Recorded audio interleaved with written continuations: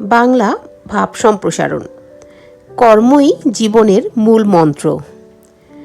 মূল ভাব: মানব জীবনের সফলতা, উন্নতি ও সার্থকতা কোনো অলৌকিক শক্তির উপর নির্ভর করে না, বরং তা নির্ভর করে মানুষের নিজের কর্মের উপর।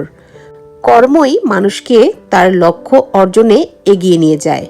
তাই বলা হয়, কর্মই জীবনের মূল মন্ত্র।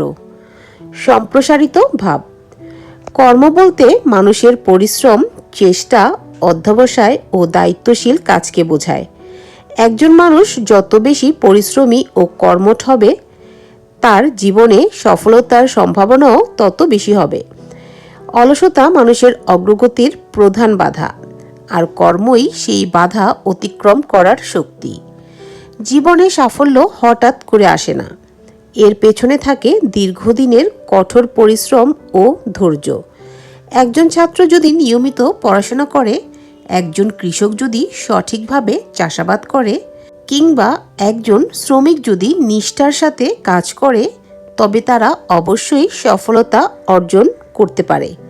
তাই কর্মই মানুষের ভাগ্য গঠনের প্রধান উপাদান। কর্ম মানুষকে আত্মনির্ভরশীল করে তোলে। যে ব্যক্তি কর্মে বিশ্বাসী, সে কখনো অন্যের ওপর নির্ভরশীল থাকে না। সে নিজের পরিশ্রমের মাধ্যমে নিজের জীবনকে গড়ে তোলে এবং সমাজে সম্মান অর্জন করে। বিপরীতে অলস ব্যক্তি জীবনে পিছিয়ে পড়ে এবং হতাশায় ভোগে। ইতিহাসে দেখা যায়, যেসব মহান ব্যক্তি মানব সভ্যতার উন্নয়নে অবদান রেখেছেন, তারা সবাই ছিলেন কর্মঠ ও পরিশ্রমী। তাদের সাফল্যের পেছনে ছিল কঠোর অধ্যবসায় ও নিরবচ্ছিন্ন চেষ্টা। তাদের জীবন আমাদের শেখায় যে কর্ম ছাড়া কোনো সফলতা সম্ভব নয়। মন্তব্য: সুতরাং কর্মই জীবনের মূল মন্ত্র।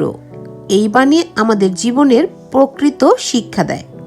অলসতা পরিহার করে পরিশ্রম, অধ্যবসায় ও নিষ্ঠার মাধ্যমে কাজ করলে জীবনে সফলতা অর্জন করা সম্ভব। তাই আমাদের উচিত কর্মকে জীবনের প্রধান ভিত্তি হিসেবে গ্রহণ করা।